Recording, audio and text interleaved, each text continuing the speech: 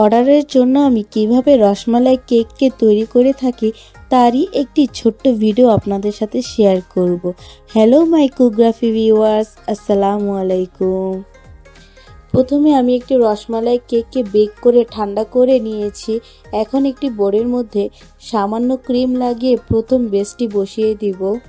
এই রসের মধ্যে আমি সামান্য পরিমাণ দুধ মিশিয়ে রসমালাই কেকের জন্য সোকিং সিরাপ তৈরি করে নিয়েছি। এখন এই রসমালাই কেককে আমি রসমালাইয়ের রস দিয়ে সোক করে নিচ্ছি।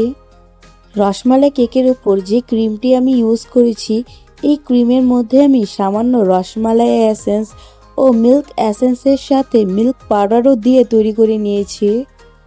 এখানে আমি রসের হাঁড়ির থেকে রসমালাই নিয়ে নিয়েছি 250 গ্রামের। রসমালাই থেকে রস ও স্পঞ্জকে আলাদা করে নিয়েছিলাম। রসমালাইয়ের মধ্যে থাকা স্পঞ্জগুলোকে আমি ভালো করে ম্যাশ করে ইউজ করছি কেকের মধ্যে, যেন কেকের মধ্যে ভালো করে স্প্রেড হয়ে যায়। এখন এর মধ্যে আমি সামান্য ক্রিম লাগিয়ে চারপাশে ছড়িয়ে নিব। যেহেতু এটি একটি হাইট কেক, এর মধ্যে অনেকগুলো লেয়ার হবে, এর জন্য আমি ক্রিমের পরিমাণ একটু কম রেখেছি। এখন এই রসমালাইয়ের স্পঞ্জকে কেকের মাঝখানে দিয়ে দিব। এই একই প্রসেসে আমি প্রতিটি লেয়ারকে কমপ্লিট করে নিব। সাথে আমরা কেকের চারপাশে ক্রাম কোটিং করতে করতে যাব।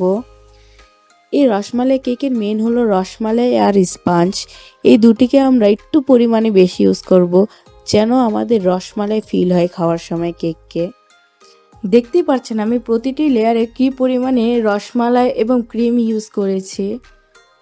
এখানে আমি 4টে ডিমের বেস ও 300 গ্রাম হুইপিং ক্রিমকে ইউজ করেছি ও সাথে 250 গ্রাম রসমালাই প্লাস দুধ মিল্ক মিশিয়ে 2 পাউন্ড হয়েছে। আমার পেজে আগের থেকে রসমালাই কেকের রেসিপি দেওয়া আছে, সেটাও একবার চেক করে দেখতে পারেন। যেহেতু এটি একটি হাইট কেক, এর জন্য কেকের মধ্যে স্ট্র দিয়ে কেককে স্টেবল করে রাখছি। কেকে ফ্রস্টিং করার পর কেকের চারপাশে অনেক সময় এক্সট্রা স্পঞ্জগুলো বের হয়ে থাকে, সেগুলোকে আমরা জাস্ট একটি কেচি দিয়ে কাট করে নিব, তা না হলে কেকের ফিনিশিং সুন্দর আসবে না। আপনারা চাইলে এই হ্যাকটি ইউজ করতে পারেন। এবার কেকটিকে ভালো করে ক্রাম কোট করে ফ্রিজে সেট করে নিব কিছুক্ষণের জন্য।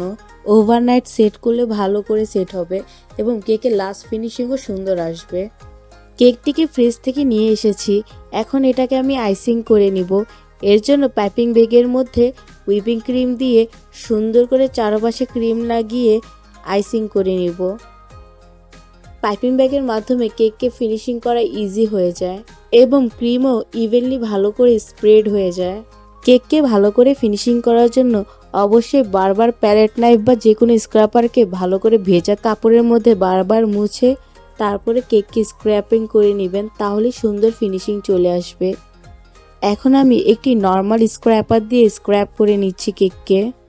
এরপর এর মধ্যে আমি একটি ট্রান্সপারেন্ট স্ক্র্যাপার দিয়ে স্মুথলি স্ক্র্যাপ করে নিব কেককে ফিনিশিং করার জন্য। এখন দেখতেই পাচ্ছেন কেকের মধ্যে কত সুন্দর করে আমার ফিনিশিং চলে এসেছে।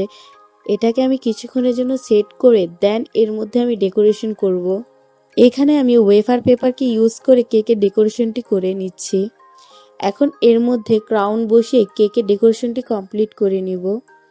ভালো লেগে থাকলে অবশ্যই like, comment, share and subscribe করে পাশে থাকবেন। আল্লাহ হাফেজ।